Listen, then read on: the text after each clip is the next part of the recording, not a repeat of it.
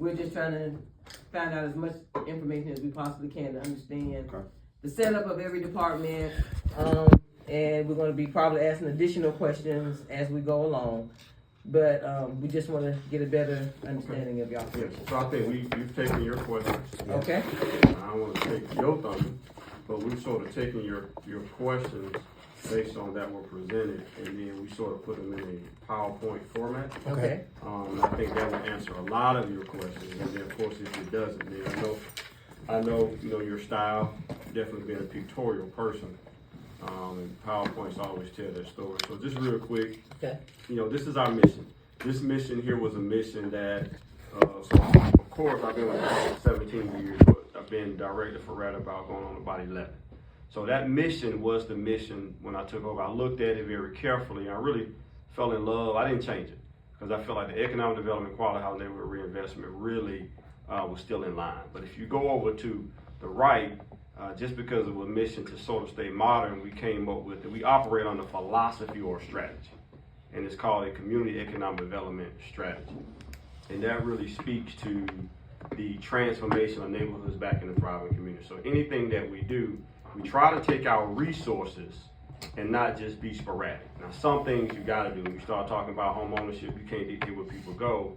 But for the most part, the commission has really said, hey, they've denoted through the administrative office that they want us to focus on certain areas of revitalization. So our primary focus is on a everyday basis.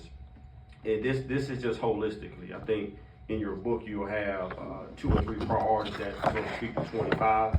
So in the book it speaks to sustainable housing, sustainable communities. That's what it'll speak to. That's one. The second one will be addressing homelessness, and the third one would be, of course, internal operations. So that's when we just speak to what does 25 look like. What are your 3 main priorities, and that's the document that I have brought to you on yesterday. Okay. We're ready to sort of speak to that on yesterday.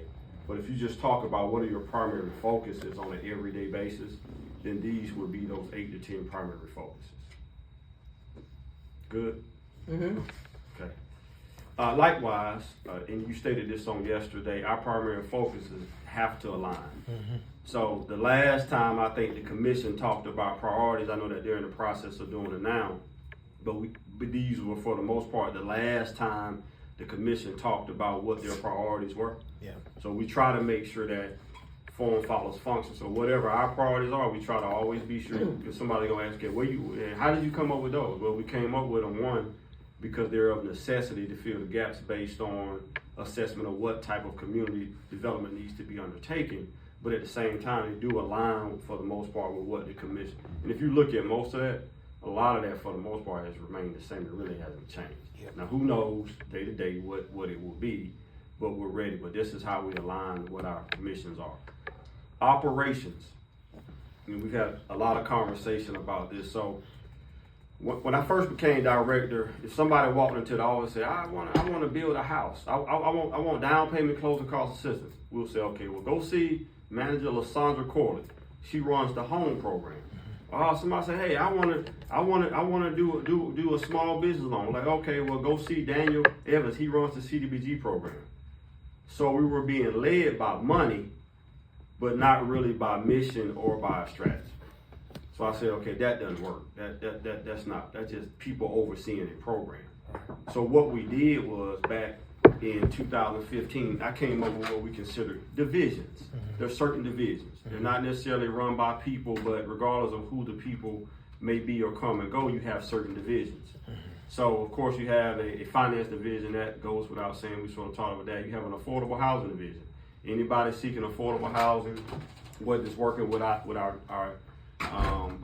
developers or our nonprofits to build new construction, to acquire housing, to do rehabilitation, for sale, down payment, closing cost assistance, that's all under your affordable housing division. Your rehab division. Your rehab division focuses on not still affordable housing, but not necessarily new, really working with those seniors. And those seniors, for the most part, they're not looking to buy a new house, but at the same time, they've been in a house 30, 40, 50 years. So there's rehabilitation work that they need. The other division is redevelopment. Redevelopment is responsible for whatever the revitalization strategy areas that have been denoted by the commission and Office of Administration. So right now you got Laney Walker, Bethlehem, you got Sand Hills. Yep. Based on those, redevelopment is their job and responsibility to come up with the plans, the development and redevelopment plans. Their job to figure out exactly who's on the development team. Their job to go out and recruit general contractors, developers, so forth and so forth. And then that's their responsibility on a day-to-day basis. Your support service division speaks to anything not housing. So that's your homelessness, that's your small business development. You know, that is rapidly rehousing those persons, working with your EOA, working with your United Way. So that's what your support service division is. And the newest one, because of grants that we received since 19, is your lead division. Lead is similar to rehab, but it's a little different. Lead is specific. You can't touch the house if it's not pre-1978. So it's 1978 and you can touch from a lead perspective, but the unique thing about lead is it allows for this team to go in and do testing to kids and to seniors. We can do the testing, and then based on testing, we have a partnership that you have allowed us to have with Medical Associates Plus. So they have a mobile unit, so they'll go out and do the testing. Augusta Children for Partnership. I'm saying that wrong. But they also are working with the kids from that standpoint. So that's your new division. And then the newest grant that we just received for $2 million allows for us to also do some rehab work. And Mr. Allen, I will say in terms of most of these, Director Wiltshire calls them nodes, that what you call them, your division, business sectors. There's a lot of demand for these services. So all the money is spent for tangible purposes. Okay, moving on. So this is how the process works. And so this is Congress. So money, Congress, as you see what's going on right now, Congress gets in and they do appropriations and they come up with how much money. It's called a THUD bill. That's so Transportation, Housing, Urban Development. So that's the THUD bill where they come up for how much they're gonna give and then they send it to HUD. HUD, so we are entitlement city. So we're not like a Thompson, Georgia. If Thompson wanted homeless CDBG money, they must get their money from DCA because of their population size and other factors. So Augusta, Georgia, for the most part, any city, for the most part, 50,000 or over in population, for the most part, it's gonna be entitlement. So we get direct money straight from HUD, comes to Augusta, and then of course we'll talk about the process in a minute, but when it comes to Augusta, then we go through this very detailed process to be able to get the money to our partners and then to our citizens. At the end of the day for us, we don't have general contractors on staff, we don't have architects on staff. Everything we do is through partnership. Gotcha. Period. Okay? Gotcha. So ELOCs. This is a system, and this speaks to that Liz Owens story. So we have a system that's called ELOC that we're not controlled, it's not controlled here locally, it's controlled by the federal government. So that shows you day in and day out, it just shows you exactly what your line of credit is. And that's controlled, like I said, in Washington. So as of today, the printout. So as of today, I think you just go bottom, a lot of information on there. I think you just go bottom right. You'll see exactly how much money is actually in the account across all the different grants. Okay? Now, with that, so let me take CDBG. There's a timeliness as it relates to each grant. CDBG, you have 5 years to expend the money, depending on what the project is. So say you want to do a grocery store and you got, 500,000, that's a lot and the award is 21. Okay, you have to 26 to expend that money. So that's why you may see the awards and you may see balances in each one of the lines is because, you have, and then home is like 4 years and so forth and so forth. So with what Liz was talking, the point of the matter is we never got the contract, but the money's there, but we never got to a contract with that homeowner. So there was nothing to even report on. We never got that far. Gotcha. But wanted to just show you what's the system. Is HCD in here trying to keep up with the accounts or where the money go? No, it doesn't work that way. Gotcha. So this is what's called the ELOCs or line of credit control system, which we can pull down every day and it just shows exactly what's in that system. And I believe Nancy, he is also in that system as well. So it's not just, HCD, but we definitely have, trust me, y'all know that. Everything we do from an oversight standpoint, good or bad, the team is all over. So as I look at, I guess you look at it, this 12 million number, is that what number you're referring to? Is there a real-time number? Yeah, really anticipated of our 24 money that's coming in. So 18 million? Yep. Now, keep in mind, that's programmatic. Okay. So that's not admin. Okay. I can't pull for this. So typically once the money comes, so case in point. So if you look on there, CDBG might be on a year. If you look at the top, Ms. Allen, just say 1.7. So whatever the award is for CDBG, we can use 20% of that for admin. So that's right around 350 some thousand. And then home, now towards the home is like 10%. Mm-hmm. Hopwood is like 3%, and ESG is like 7%. So typically, when that money comes, we immediately take that money and send it back to the city from an admin perspective. From an accounting period perspective, what do these numbers cover in terms of from what year to what year? Yeah, you can. Okay, so as Mr. Walter explained it, we have to spend our money within the time frame.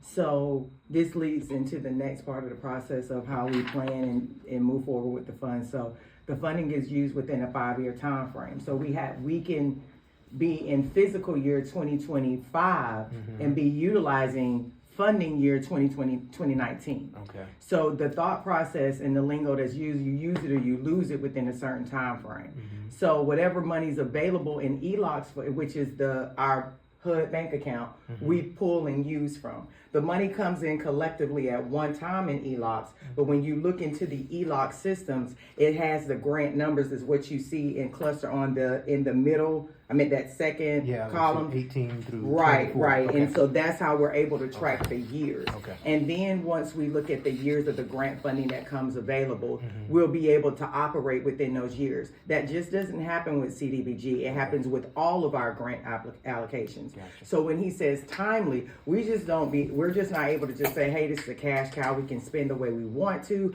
within a certain time frame. If we do not spend a certain amount within a certain time frame yearly, that's when you'll hear timeliness, because we're not to have over 1.5% of our total allocation in addition to what's in ELOCs. Okay. So we have to spend it within a certain time frame. So it's not just finance monitoring us. We're monitored from a system with HUD and Treasury with the budget that we receive, because all of it's within one system. So our responsibility is to spend compliantly within a certain time frame, and then according to the plans that we submit to HUD. Yeah, I remember him saying 5 years. I see the numbers now. The 19 Right. through Right. And some of those numbers may be skewed where you got during years of COVID and coming out of that, they gave some extensions and stuff like that. Okay. Right. Just because of those years. But, for the most part, like I said, we have to exercise by, I think, November 15th of every year. We have what is called a timeliness test, where you can have no more than 1.5 times whatever the allocation is in the account. And if you don't, then of course letters and stuff like that go to the mayor. So we don't have a problem doing that. Okay. Now, this is your application problem. I ain't gonna spend a lot of time on this. Okay. But it's 3 slides. So once again, it just speaks to your application process. Okay. Once we give the award, how do you get to who's gonna get what? So for the most part, we go through what is called a application. We do an application workshop. The application workshop to explain all the programs. It is an open mandatory meeting that we have, and also with that, we have to publish it, of course, and just skipping in, the newspaper, those things. Yeah. And once we have an application workshop, we've published it in the newspaper, and it's called a neighborly software system. So it's an electronic system where people submit applications. We don't take hand applications. Okay. So that way we know that it's date, time, stamp, and the system is called neighborly software, which is made specifically for community development. Okay. And so based on that, we move through and figure out exactly who made, threshold, who's awarded. Once we know who is anticipated awarded, we take the information, we create an agenda item, of course, send it to you, we send it to the actual commission for approval, and then basically once approved, then we send it up to, HUD. Gotcha. And then when HUD once HUD receives it and they approve it, then they send, of course, information back, and then Augusta has to accept the money. Okay? Now, Okay. So, when Mr. Welcher speaks to entitlement cities, that's cities like Augusta, and then non-entitlement cities are like Thompson, and then also like Statesboro and so forth, we're required by HUD to submit what's called a 5-year strategy, and that's our strategic plan. So the strategic plan covers the 5 years. So the first year, if I may say, in the first year of the consolidated plan year is that first funding year. So right now, we're very fortunate because you'll soon see and receive communication that we're in the middle of starting our con plan development process. And the first year of that con plan is the first year of your annual action plan. So while we're planning out the 5 years, we're also required to submit the annual action plan that speaks to that first year funding year, which is 2025. The beautiful part about Augusta, and unlike other cities, in other cities I worked in, our physical year was before our funding year. Augusta is in an aspect where our physical year comes before, our physical year comes before the funding year. So we're always in the rears reimbursing. So the city gives us the money first. HUD gives us the money and we're reimbursing. So once we get our physical money from the city, we're paying out. So when HUD puts that money into the accounts, all we're doing is reimbursing. And that's what Mr. Welcher spoke to, is the saying that our admin dollars drop, and because the staff have already worked that time, we're reimbursing the city from an administrative capacity and even from a project capacity. So the money that we're receiving in, we have to send a plan in. And we have to tell her what is our goal for the next 5 years. And it's not just saying, oh, it's etch and sketch. No, we have to go through and do needs assessment studies, gather assessments from other partners, find out what resources are available in the community, but we have to have input from the community to say, how are we planning on spending this budget? Do we need to know what from you, from the community, everyone from Augusta, residents, businesses, non-businesses. This is over the next 5 years, we need the input. From that con plan, we are to take those numbers and say, okay, senior leadership, here are our priorities based on those numbers, and then here are the goals for the next 5 years, and what is our plan to reach those goals based on senior leadership's approval. Also knowing that there are some agencies and there are some partners that we work with throughout the community that are living and eating and breathing off of the funding that we utilize to provide support for the community. So our annual action plan speaks to every year. So you'll see where we'll go into the commission and say, hey, what Mr. Welcher spoke to about the mandatory meeting to be able to provide the funding to the partners, and we submit this plan to senior leadership for approval. That's that annual action plan process. So you want me to speak to the budget aspect of it? So when we speak to the annual action plan, as of recently for the 2024 plan was the last plan that we had approved. Okay, so when we speak to the mandatory meeting for the nonprofit agencies, we don't choose who does the funding for that. Every year, we have started the process since, I want to say maybe 2020, where we stopped during the pandemic, where we have a specific group of individuals that have had interest and want to know about funding, about the department, about our federal processes. And then we also include a member of a staff from a different department, and also through senior leadership's process.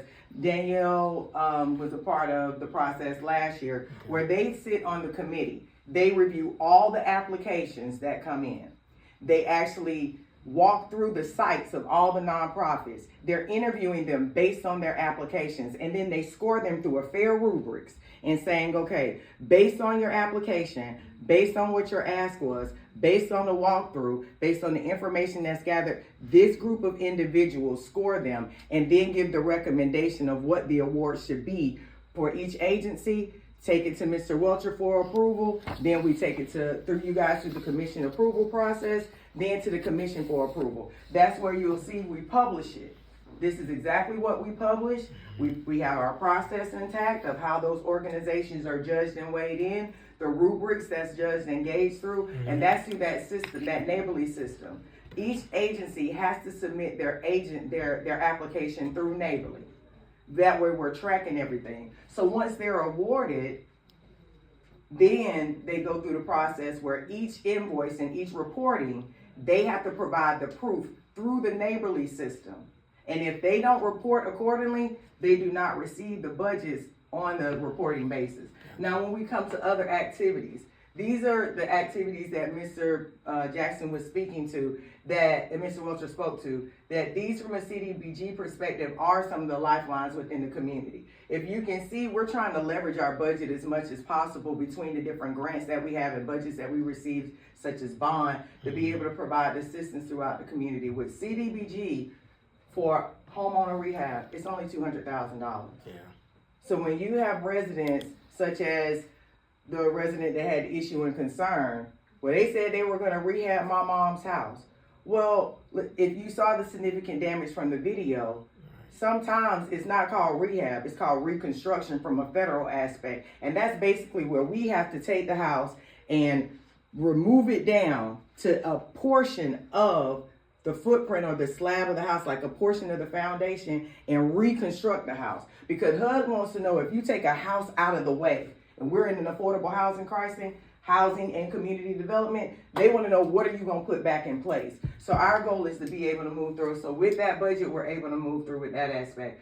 From home, this is the budget that we look at from the new construction aspect, because from CDBG, we're providing rehab and then reconstruction. Now from home, we're looking at the new construction aspect. This budget is broken into, when we work with our partners to leverage budget and we match them with the budgets to be able to build houses from a development aspect. This is the line item that we work with our partners. They're called CHODOs. And then this is the aspect of how much money that we're looking to put into new construction. And this is when we talk about the revenue enhancement for the sale of the properties. So when we talk about our emergency solutions grant, this is the total amount of budget that we receive from an emergency solution grant to assist the homeless population from HUD. So HUD has said that while affordable housing and helping your senior small business is a priority, HUD has said that homelessness is a local problem. It is not a state and it's not a national problem. And it's just across the country. They're not going to put a lot of money into, but the bottom line, the annual action plan, this is your plan.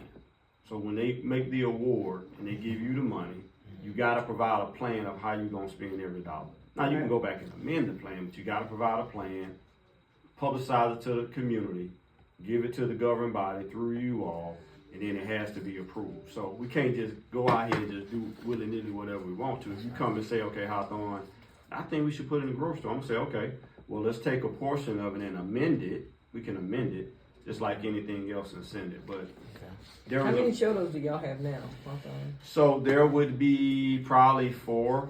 You have your Chodos, so they're going to be Tim Wilson, Sand Hills, and it's going to be Solange Scott with Antioch. Then it's still going to be Promised Land in South Augusta, Sheila Bozeman. Oh, she was still there too? Yeah, Okay. she's still there. She's still focused. And then you have East Augusta, Charlene.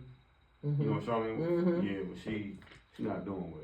No. Mm-hmm. She's not doing well. So those are our lifeline organizations from affordable housing perspective. Didn't we have more than 4 shows? We did. No, one time we had like 7. Yeah, we had like 7. They just, I don't know. They've fallen off. So what we've had to do is go out and sort of solicit the services of other developers and contractors. So, you know, we have a stream of 3 or 4 others. Okay. So just looking at some numbers real quick from a social service perspective, and of course we'll make sure that you have this presentation. But when she talked about, so on an annual basis, and this is an example, so on an annual basis, so let me go back real quick because I want to get you maybe one of your questions. So what do these plans do? So your consolidated plan, so typically we cannot submit the consolidated plan or the annual plan this year until you receive your HUD award letter. After you receive your HUD award letter, you have 120 days after that to submit. So, but what we're doing right now is already going through the process, doing some things that we can do. What does that mean? We're already going to have an application workshop. Okay. To be sure, the application workshop is March 5th. This is for your 2025 money. Okay. So that we'll do that, so that by the time May comes, we'd have already gone through the process. We will already know hopefully who the nonprofits have been approved for each grant, so that by the time we get the letter in May, it's going to take us 30 days to do a public notice, go through commission. The quicker we can get that information in the HUD and they're approved, the quicker Augusta, Georgia can get his 2025 money.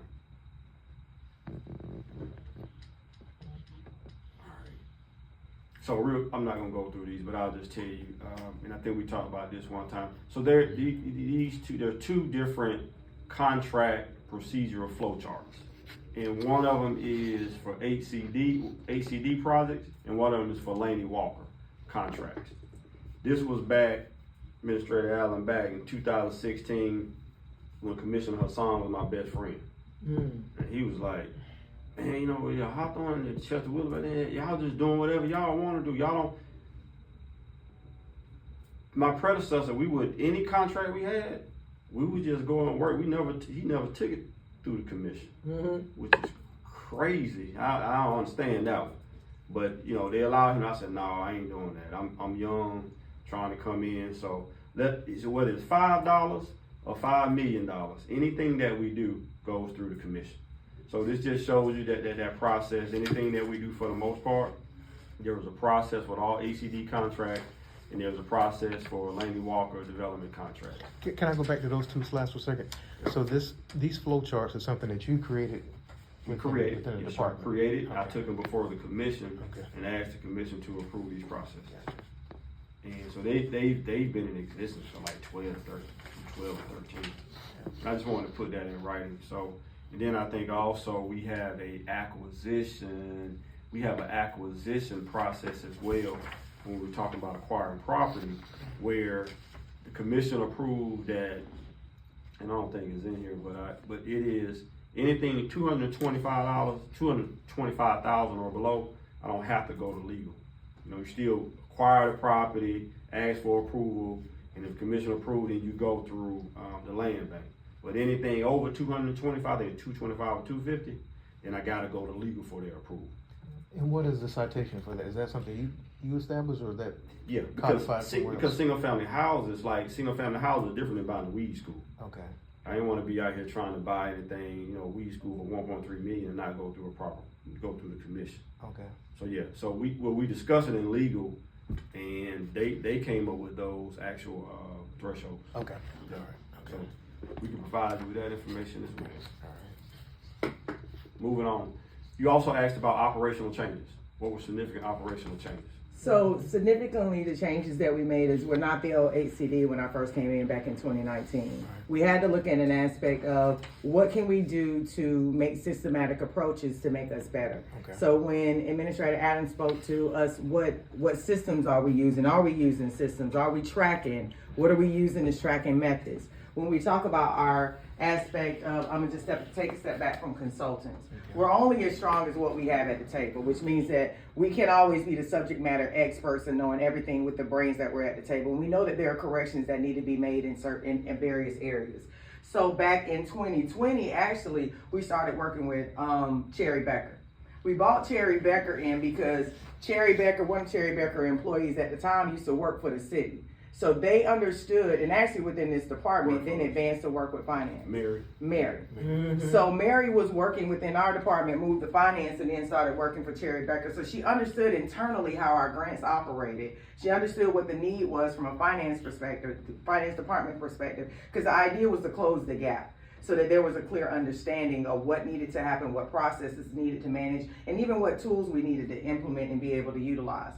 But while instead of letting that agreement expire, we decided from speaking with Mr. Welcher and saying that it's a viable opportunity, that we needed to continue to further the partnership, considering the concerns that were brought to the table, especially with the audit finding, what can we improve to do better, and then the checks and balances aspect. In all actuality, we were working with Cherry Becker and have been working with them to ask them to assist us with developing processes and procedures for us to be able to maintain the requirements that are met within the city according to standard, local, state, and federal standards. Now, we were the ones that stepped into Cherry Becker to say, okay, we know that all of this is going on. We know that we have all of these projects, and Mr. Welcher has to meet the need, has to stand before commission, has to meet the requirements for senior leadership, but he needed an assessment to understand what's going on.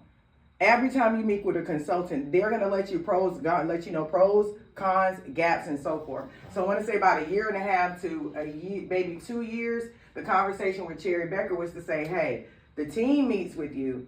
But Mr. Welcher wanted to meet with them also, and then also have something to be able to know where do we need to improve with, especially after the audit finding to say what do we need to know, where are the areas of improvement. And that's where we thought about the aspect of saying, after you work with them, what are the needs that we need to meet? And then from an aspect, how do we use this particular guidance for us to be able to better the department through an aspect from our finance perspective, and then to make sure that we're all making sure that we're having the fiscal responsibility that we're continuing to attain to. Now we talk about systems. Well, Rhonda Taylor is our consultant that we work with from the HMIS reporting system for our homeless population. So we have special program services and then tracking for the services that we provide. So we're operating more than just these systems on the board, but these are the ones that are most commonly used through an agreement process. Semtech, we just recently bought our Semtech partnership through commission approval, because this is particular software system that assists us with the point in time count, which is our homeless count. So we use this particular system, not just within Augusta, but throughout the nation. This same system is assisting those with the point in time count. So the point in time count is not paper anymore. It's actually done through an app and electronic system, neighborly software. Administrator Allen, when you talked about what's tracking, how are we tracking? How do we know where our staff are? When do we know the rate of our projects being completed? The rate spend of all of our partners? Are we making sure that we fulfill the obligation of HUD, obligation of our partners, and obligation through the agreement that's been approved by the commission is done through neighborly? Every project, even issues, concerns, complaints, Novus agenda, everything is built into our neighborly system, where through the tracking, we're able to say, okay, Mr. Welcher at any time can pull up neighborly and find out where his projects are, what status they're in, not just from us, from our perspective, but then also from the partner. The partner is required to report all of their information through neighborly.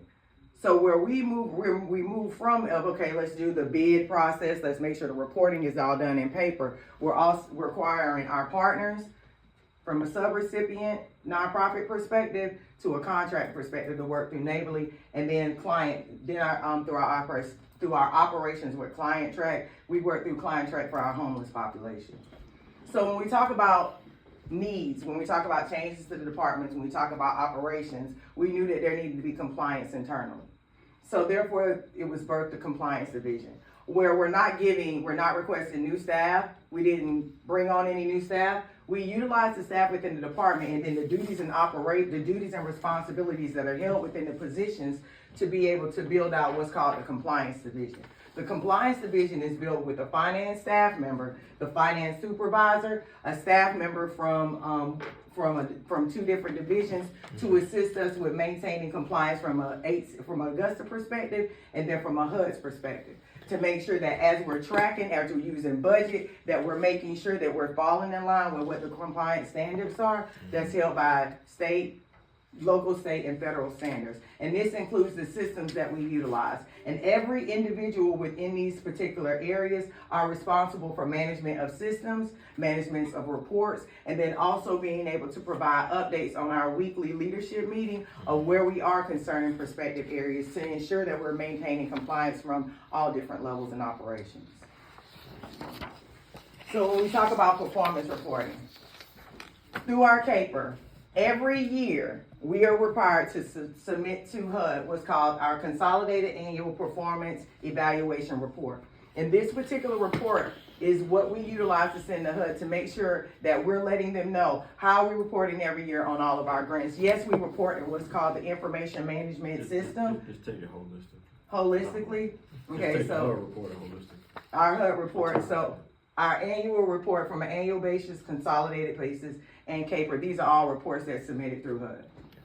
To HUD. And then also through our work plans, if we're looking at gauging in where our staff are they performing according to standard, and even with the evaluations that are sent through HR, each staff member is on a work plan based on the performance and the measurements that's sent through the annual reporting document that was sent to you guys. We look at from that aspect, and this is the tool that Mr. Welcher had, that he talked about the goals and priorities. How are we meeting those goals and priorities, where it trickles down from our sectors down to the staff. We talk about quarterly reporting. A number of our grants, and then also reporting to finance, we have quarterly reports that we have to send in through systems, through HUD, and then we have to also send to finance.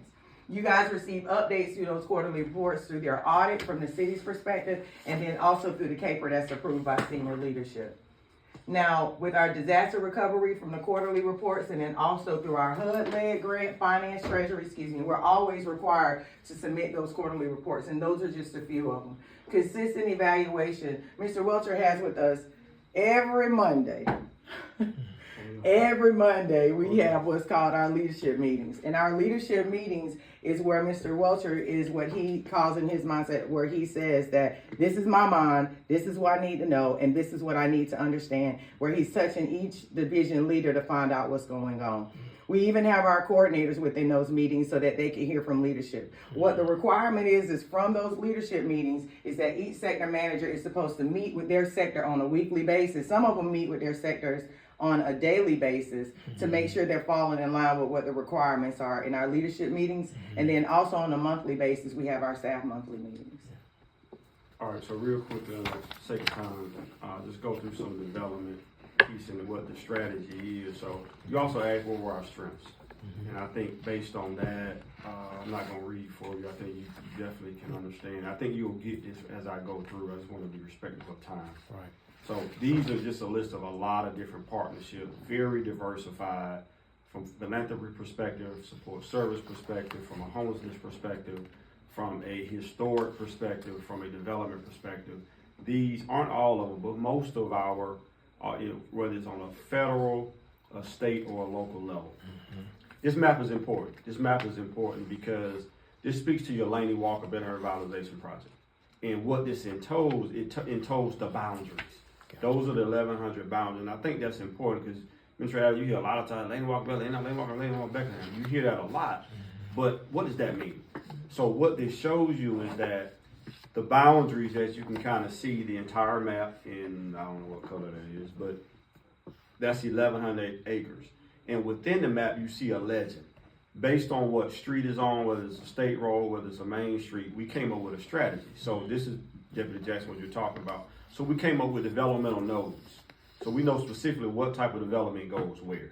And I think that's very important because there is a clear strategy. Because if you're going on Pine Street, then that's affordable housing, that's workforce housing. If you go on Twig Street, that's a mixed income type development. So when the citizen or whoever walks in and they have a liking for what they want to do, they want to do small business development. Okay, well, let's take you down to Armstrong Gallery. We know specifically where the type of development activity goes.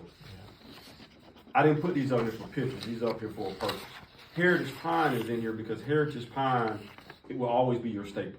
When the commission made this commitment back in 2010, 2008, they didn't know if it was going to work. They committed $37.5 million. Now, let me tell you about that $37 million, the first tranche. You can only go to the bond market every 5 years. So 2010 was the first time that they went to the bond market. $8 million was gotten at that time.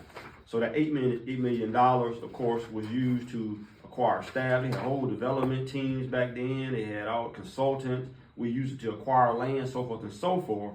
But Administrator Allen, from 2010 to 2015, that's of course when Chester transitioned out.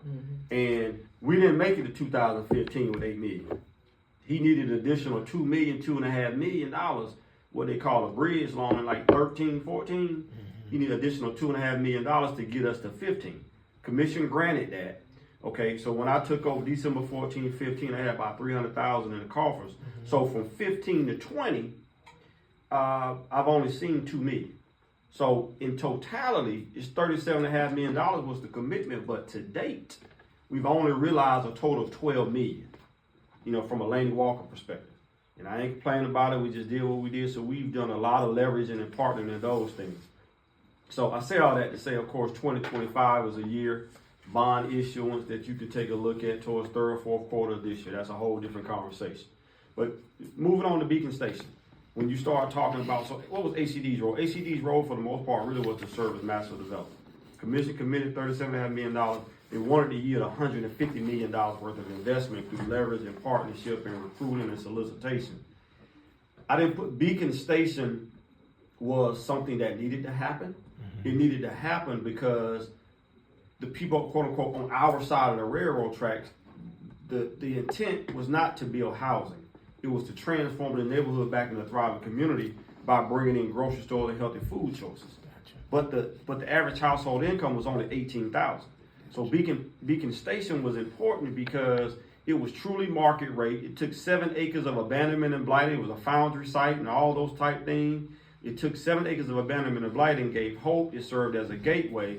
So it opened back in 2019, and in 21, so the total development cost of financial analysis was 32 million. City of Augusta bond issue was put in 26 million.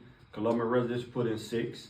And I think basically, but it sold in 21. It sold in 21 to a developer out of Miami for 53 million. So City of Augusta got his money back out and sold it. But I put this up there for the fact of, based on Beacon Station being basically that first pilot for multifamily development, pretty much here, you see down below where it says area investment approximation, those other 4 developments were able to use Beacon Station as a comp. So they came after, and then if you look over to the right, and you look at the numbers, I think the first number is supposed to be 242,000. You kind of see what they use from a property tax perspective. But that just shows you pretty much the reach and the touch. The Lynette, same thing, of course, on the old Immaculate Conception site, which is a tax credit project. Of course, that was awarded highest water in the state of Georgia a couple years back. But of course, it's completed. We'll open the doors. We'll have a ribbon cutting probably end of March, April. But why do I bring it up? We bring it up because it's a $20 million development. This is your federal money at work. So it's $20 million development. We're able to leverage. City of Augusta put in $640,000 at a 1% loan, 30% term with a 20%, 30-year and with a 20-year call. Okay? But why is that important? It's important because there was a partnership, Administrator Allen, that going back a couple administrators, where the Housing Authority and HCD would meet with the administrator maybe once a month, because we didn't want to trip over each other's feet and be competing against tax credit projects. So if you see right there where it says Walton Green, $70 million, so they had 4 or 5 phases. Walton it should be Walton Oaks, down quote unquote what we call the bottom, is 2 or 3 phases. And that's where we say, you know what, Housing Authority, we're going to allow you all 4 or 5 years to go ahead and develop and apply for tax credits. And we're not going to stay out your way. But hey, recently, as you see, Watson Point is ours. And then Weed School, everybody talks about the Weed School. Well, we acquired it, but we're also working, if you approve, to submit a tax credit application for the Weed School in May. So Watson Point is property right off of Walton Way, and you will have the groundbreaking for this the second quarter of this year. It was already approved tax credit project. This is the same thing. It's a $20 million deal, and our investment into it was basically $1 million of Hallmark money, which is 1% of the total development cost, and we put it in as a loan as well. So Augusta, Georgia, from our standpoint, we're not granting anything. We put it in as a loan. This, if you look at Walton Way, is sort of the land diagonal from where the Salvation Army Center of Hope is. It's like a vacant piece of land. So we're excited about that. Moving on, same thing, Weed School. Why did we buy the Weed School? Because it's a commission-approved revitalization area. It's the second one. So based on that, single-family housing, Ms. Ray, you asked about Chodos. We have 2 nonprofits in Chodos already building housing in that area. But what is the Beacon Station for Sand Hills? What is that nucleus point? You already got a community center. What is that new modern thing that's going to bring about impact and livability? So that's why we bought the Weed School, but at the same time, same type of format. We submit a tax credit application in May. It's a little different. It's not going to be 4-story rooftop terrace commercial on the bottom, but it's in the neighborhood. Y'all know that Sand Hills area, so it'll only be 2 stories, and it'll be for seniors. And we also, with that, there'll be a pickleball court that we hope that you will allow for us. It can belong to the community, but we'll hope that recreation can sort of bring it in tow. Cedar Street. It's not about the housing, it's about the format. This was a focus on veterans. So we're able to work with a developer where, for the most part, we did some housing for veterans. So this just shows you the range. It's affordable housing, and these houses were right at $165,000, and we're able to give $25,000. So as fast as we sold these houses on Cedar Street, the faster they sold. This is another product. This is a more modern product. If you're riding by the School of Dentistry, you come around that curve and you see the School of Dentistry to your left. If you look to your right, this is just another modern type of product that we want to show. And I wanted to show this because we started this revitalization project back in 08 and 10. So that whole historic feel, you know, that's fine, but we want to kind of build upon what we were doing. I know I'm going kind of fast, we're doing that for time. Armstrong Galleria. When we first started this, we talked about the philosophy. We talked about being a community economic development philosophy with different pivots. So the housing is taking care of itself. So now this is a pivot to focus on what we call small business development and sustainment.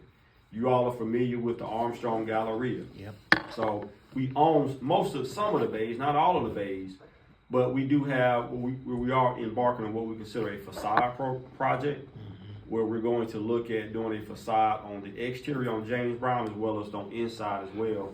And this will be a 25-26 project. TDJs, I don't really have to talk about that. I think we sort of beat on that and sort of talked about that. Yeah. You also asked about challenges.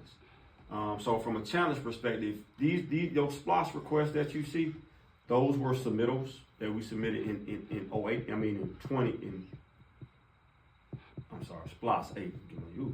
SPLOST 8.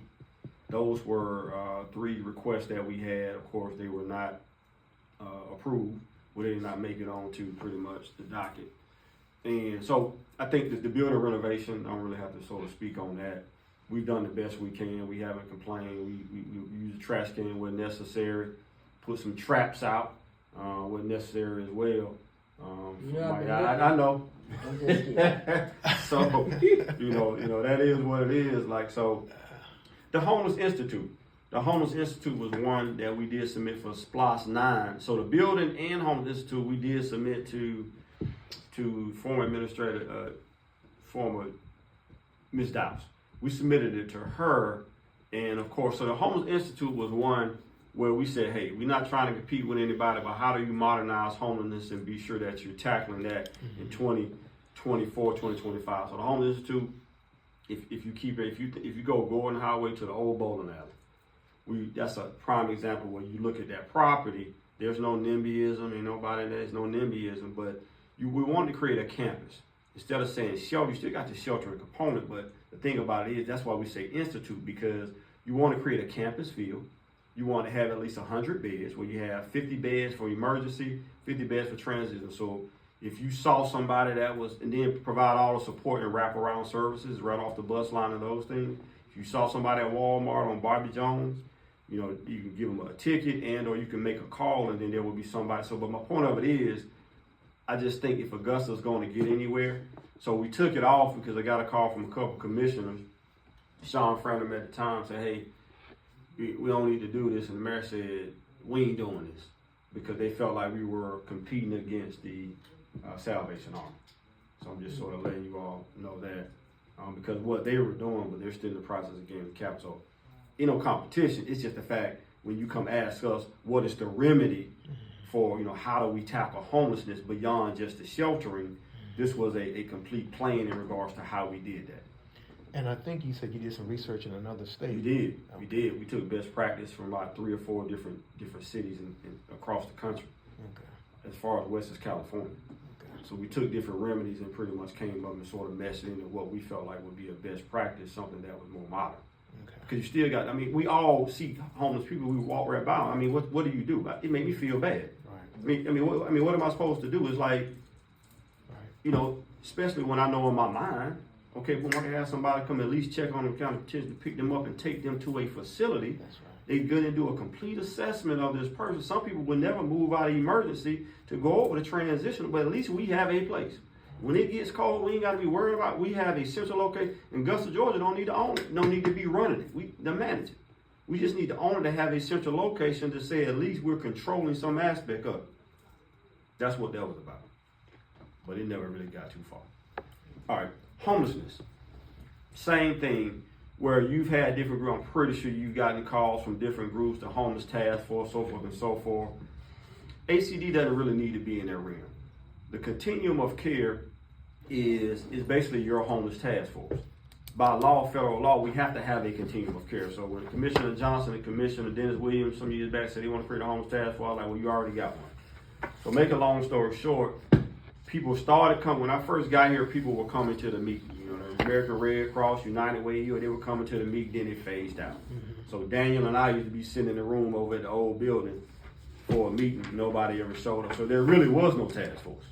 So we started performing a lot of the duties. Well, task force has sort of picked up now. Okay. And I did go to the meeting probably a month ago and say, hey, Augusta, Georgia really is supposed to be outlaying that to an entity. They're supposed to be their own entity, but they're supposed to report back to Augusta. Okay. So we're working now with through procurement, through DARE, and to create a RFQ for submission for a solicitation of a lead agency who will be over that continuum.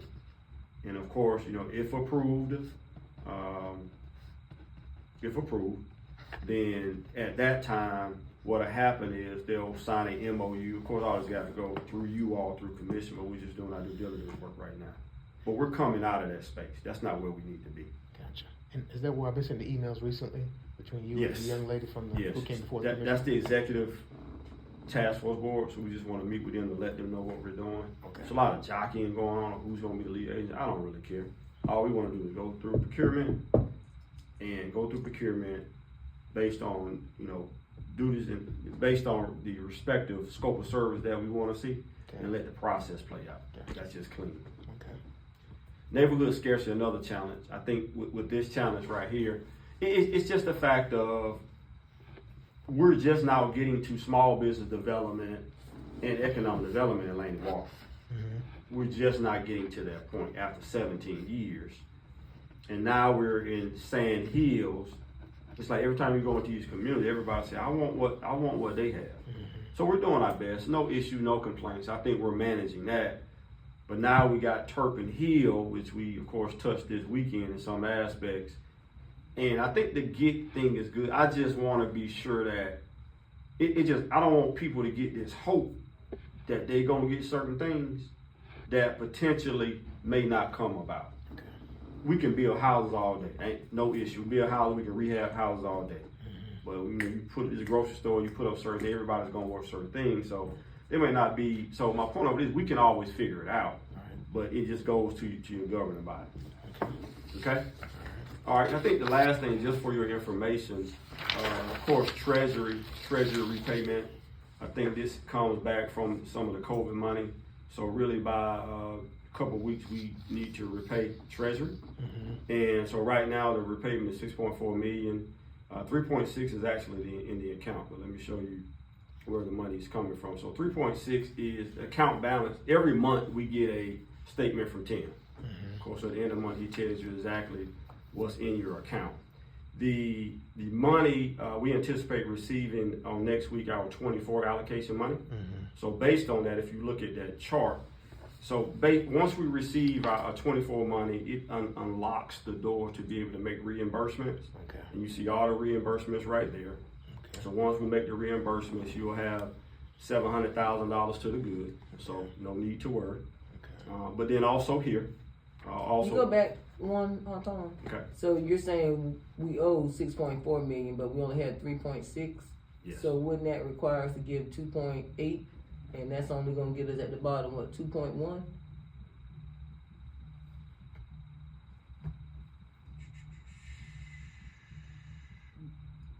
Maybe. So it looks like we're Yeah. gonna be in the negative 716, unless I'm looking at it wrong. Yeah. Maybe they added it wrong. Okay. Yeah. Maybe they added it wrong because we run over these numbers over and over and over and over again. So we'll verify that. Okay. We'll verify that. And then also coming here, but also for your information, being in 25, this is also other anticipated revenue as well. That is not a part of that. Okay. So we'll come back to that 3.8 real quick. But to date, the Laney Walker Bethlehem home, you have 2 homes that are out for sale right now. I think 1 is under contract. So each house will bring back $110,000. And then this one on the other sheet. It's just additional revenue. Your HCD affordable housing plans, that's 4 houses as well. That'll bring back 50. The way we structure this is 25% comes back, and then the developer keeps 75% to roll over to the next house. So that's additional $200,000 there. Your Healthy Homes Production Grant, which is $2 million, and you'll also receive your $3.8 million for your 25 funding as well. So that's additional 6.3 million in revenue that you're anticipating this year. Now your 220 and $200,000, that's first quarter. You will receive those things as well. Okay. So with our finances, you know, and those type things, once again, the team reviews these every week with Cherry Becker. And on those calls, Tim was on those calls. I don't know if he's on them every week, but he's on those calls as well.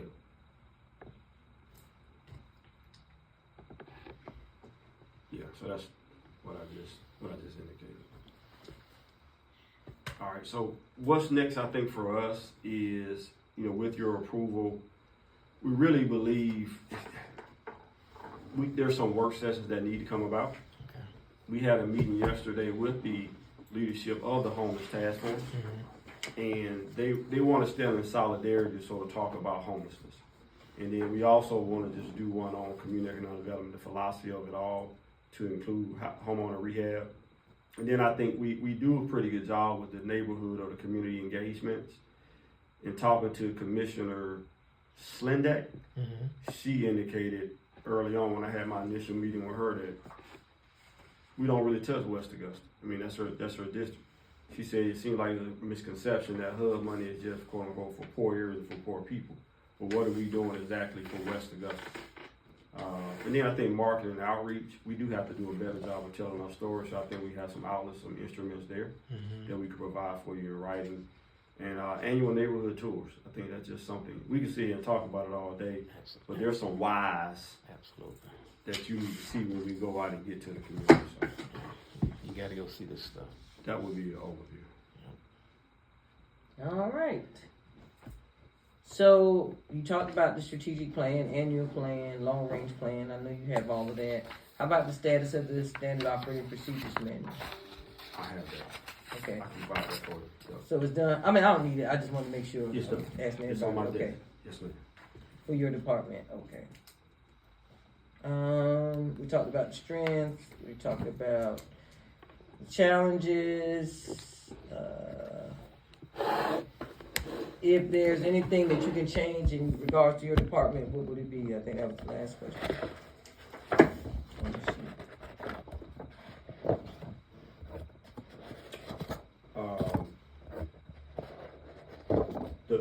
The perception of the finance division.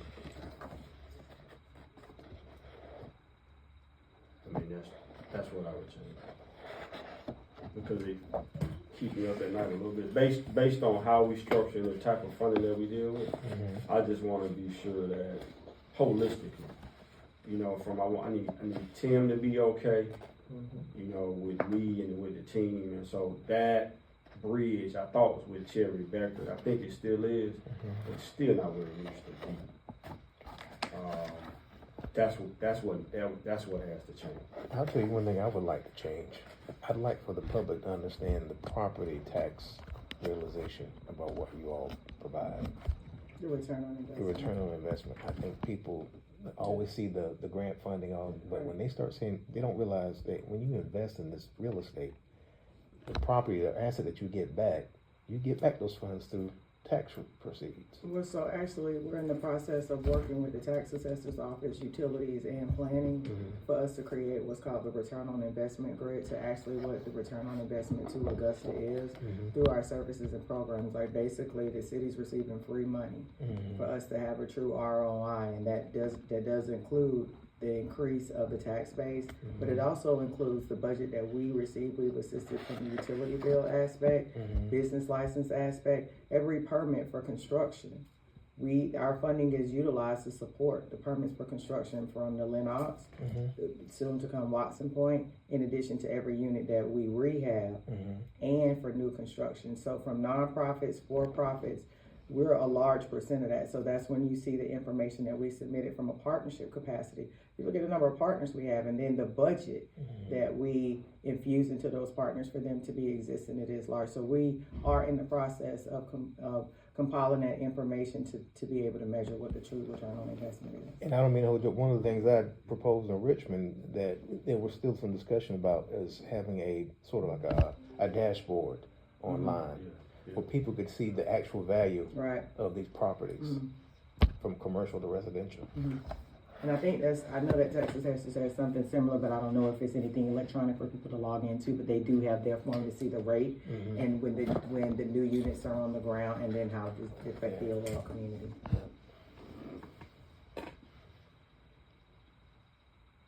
Okay. Sorry, my son, he going somewhere. 17-year-olds.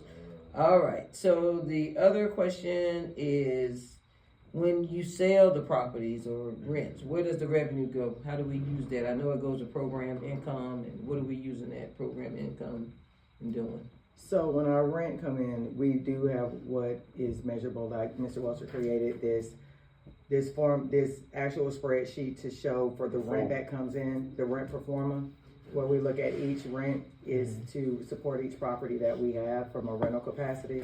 So when the rent comes in, that particular rent for the unit is supposed to support the maintenance and then the property management fee. Yeah, so to that point, we can give you an example.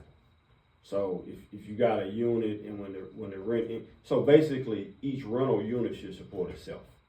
So I created a 1-page pro forma that shows exactly, are we charging enough rent to be able to support the grass cutting, the insurance, the security, whatever the case may be. So it's almost like, so all of it goes, of course, into one pot, but it's used to be able to support that respective unit. Okay. So those are for the rentals. What about the revenue that comes in for the home sales? It goes back into the pot to do redevelopment. So case in point, so say we're gonna build a house for $100,000, and I'll give you 2 examples. So we gonna build a house for $100,000, and you got Antioch, Salan Scott, Antioch Ministries. They put in $50,000, we put in $50,000. So when the house sells, then they get their $50,000 back, we get our $50,000 back, so that we can continue building houses. Because if you notice, from a home perspective on an annual basis, we ain't even getting $1 million a year. But we're able to sustain because we never give grants. We never give grants to build houses. It's always, we're gonna put the money in, and when the house sells, you gotta get it back. Now, we don't charge the interest, but when we put it in, so that's how we've been able to be successful and keep having all these houses on the agenda, is because we just put it in the pot and we just keep rolling it back. Now, one thing that we probably gotta do a better job of this year is getting back a higher percentage. You know, cause just based on how things going from a structure standpoint, so instead of maybe getting 50% back, I'm gonna have to get either 100 or 75% back, just based on who knows potentially. Just trying to be prudent and forecast on potentially what may be coming. And we've never had to stop operations from affordable housing, but it goes back into that pot, Administrator Allen, to continue doing development. Okay. And so that's all shown on your budget, Hawthorne, all the money that's going back in? Yes, ma'am. And going back out, okay. Yes, ma'am. Let me ask you something about the signatures on all these documents, and I'm speaking because I have to sign all those documents. If the commission has approved it, I don't really have to sign off on it. The mayor can sign off, right? I'm okay with that. So y'all can take my signature off. Yeah, I can't stand signing all of that was the contract process. So I have the review. I know, so I know you. Me too. That's what they wanted. So we was like, okay, so I'm fine with that. Okay, I just wanted to make sure it wasn't a mandatory thing. No, it was just what the commission approved. All right. I could just amend it. Because if the commission approved it, that's correct. and the governing bodies approved it, the only person that needs to see it is the mayor. He signs all our official contracts. I would agree. I think it's redundant. Yeah, it is. That's what I was saying to Mr. Jackson when we got it. It was like, I what would in agree. the heck is going on? I would agree. But now, unless they're thinking something going on that shouldn't be going on, that's why they put it in the administrator's. No, that was something. You know what I'm saying? That was something. Going back to Hassan, I just made a Trump type like that. Okay. That's what I All did. right. I said Just no. wanna make sure. I said I don't care what it is. I want to be sure that you ain't got to call the administrative office. You ain't got to call the mayor. Okay, just an extra, yeah. So what I'm gonna do is anything that we got, I'm gonna sign it. Administrator gonna sign it. Okay. That's As long as we got the approval and all of that through the governing body, I don't know. Because they always submit approval letter with every document they send. Right. Yeah, So okay. was that 25,000? So if y'all can send us the approval letter. Yeah, it's included in the Yeah, packet. but I don't want to be on the, I'm not saying approval letter from the commission. I'm talking about that cover sheet that Natasha, you can send it to us and we'll sign that, but I don't want to have to sign all the documents. Right. You see what I'm saying? I still want to see it. Okay. I just don't want to have to sign Sign all all the the documents. documents, yeah, I don't yeah, know. because I have to Well, the flip ones through. that Yeah. are 5,000 or less that are the construction ones, like our DPAs, they go straight to the administrator's Now, that's office. different. for them to Yeah, sign. yeah. So the But DPAs, those so other keep the, Yeah. the DPAs, but not the major construction ones that commission Yeah. approves. They can still send them to administration, but don't have to have my signature on it. Other than that sheet that Natasha does, and me and you both can just initial. Okay. That's all she'll need to copy to say we seen it. Right. So Yes, ma'am. yeah. But I would still be responsible for reviewing these documents? Yeah. Okay, Yeah. okay. Mr. Jackson said, "Get me out that crowd." Well, Mr. Jackson, it don't hurt us to look at it. No, I'm just making sure. Well, let me ask you a question from a legal standpoint. Who is the official budget officer of the county? Is it the mayor or the administrator? The budget officer or the certifying official? So I don't know the budget officer. The budget officer is is Tim. the finance. Well, I say this, like in North Carolina, one person is responsible for, the last person who's responsible for the budget. Like in North Carolina, it's the county manager. Oh, I see what you're saying. I don't know if it's the mayor here or the administrator. And Like if the budget gets out of whack, this person's going to jail. Oh, it's the commission. Commission? Okay. Because they make the final, unfortunately. I don't know. You The city really. manager where I was. Yeah, It's it's- authorizing official. The mayor is the certifying official for HUD. Okay. Right. Now, we know I think it's that. probably the mayor for Augusta, Yeah, since it's he's the probably top the mayor. executive person. Mhm. Yeah. Is the top He's executive the person. CEO. Yeah, okay, He's certifying official. okay. But I don't think he's gonna go to jail if their budget is wrong, because he gonna look at it like the commissioners approved it. Well, at the end of the day, the commission may allocate funds, but if there's mismanagement of budget funds, and like in North Carolina, that one person is gonna have to be accountable for the Oh, yeah, execution of that budget. He's But it certifying doesn't. official. He's the one that is considered like the top exec Mhm. of He's the the city. top However, executive. he's not authorized to sign anything unless the commission allows the approval. So, like Administrator Allen would say, it doesn't even get to him until commission says yes. So it would be the commission because they're authorizing. They're basically saying everything is okay for the mayor to sign. But I think what you're saying is, now I think about it, you're saying who watches it. Who- We, Watching. administration is supposed to be watching it. Okay, Yeah. okay. I may not be the final. Right. That's why I'm so The crazy city about making sure gatekeeper. things look right. Right. Gotcha. I And got you. things have to make sense. And I see what you're saying, because in the city Yeah, of Brunswick, I see what it's you're the saying. city administrator in the city of Brunswick, he's the one that's held accountable if the budget, even though commission approves, it says that he's the person that if anything goes wrong, the city manager, I see what you're saying. That's right, Yeah, because the it's city held administrator, accountable. manager, Yeah. whatever, has to bring it to their attention. That's right. They would know. That's right. Now, technically, and this is what Mr. Welcher and I have talked about, is systems and processes when it goes to the city. When we submit our Novus agenda items, the agreements are attached. And then it goes through approval process through each office prior to it hits even the commission floor. So you guys receiving the physical agreements and reviewing them and signing them, they're already uploaded in the Novus agenda process where you receive all the information regarding what the agreement is, a copy of the agreement. So you're authorizing it prior to it going to commission anyway. So it's kind of like an antiquated process that we submit the agenda item with the copy of the agreement. And then once it's approved by commission, we got to send it back through that process for you guys to okay it for the mayor to sign it. Mr. Allen, you gonna be So, ready? yeah. I ain't gonna be ready to talk to the team. Oh, yeah, is it, it's time?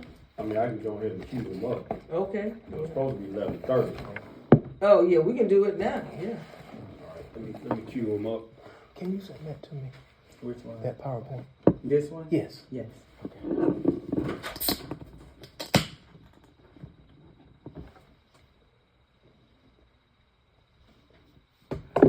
I thought we had it right here, Mr. Jackson. You want it Oh, you I electronic? want electronic. I need an extra copy for Maddie, too. Here's an extra physical, physical copy.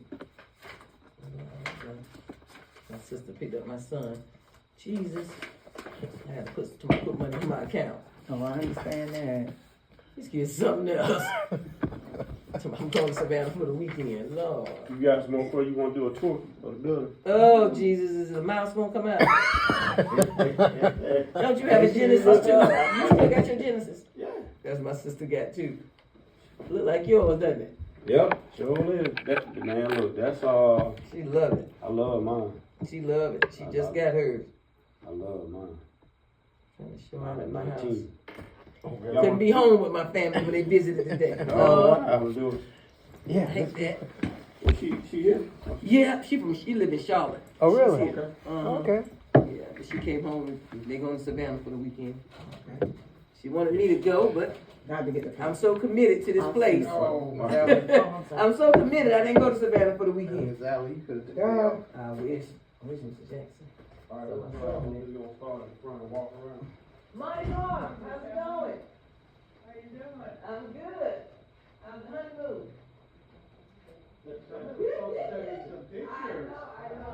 I know.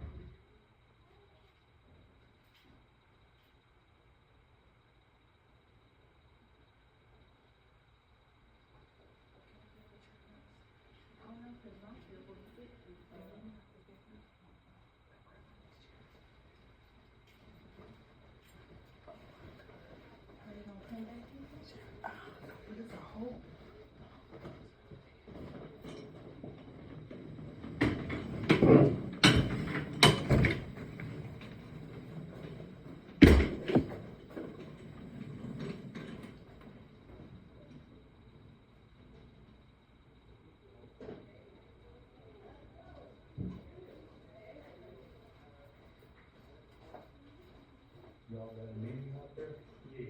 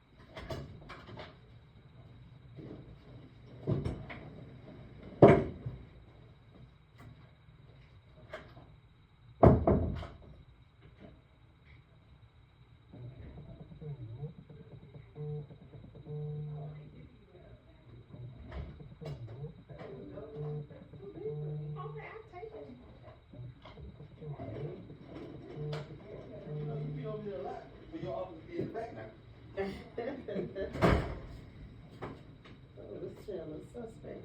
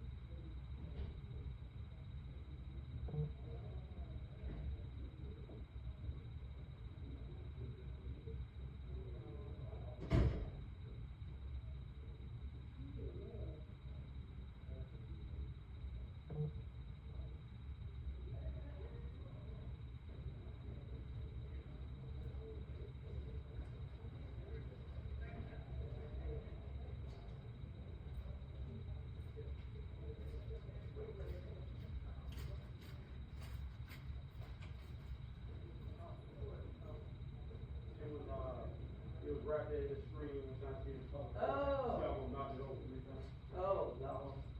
The coffee pot. Yeah, I'm gonna knock it over 3 times. Yes, Lord, that's what I need, right. Oh. I'm I'm gonna have to email the Oh, PowerPoint to you. I thought it was, on the Y'all don't have flash this drive. paper? So I'm gonna have to send it to you. Electronic, through email? Yeah, I'm gonna have to send it through email. I'm Okay. gonna send it, I thought I could send it right now, but it's on Teams, I have to pull it Oh, out. I see. What did you need to top? I was just saying, this is a real cup. I Yeah, thought- those are the ones that,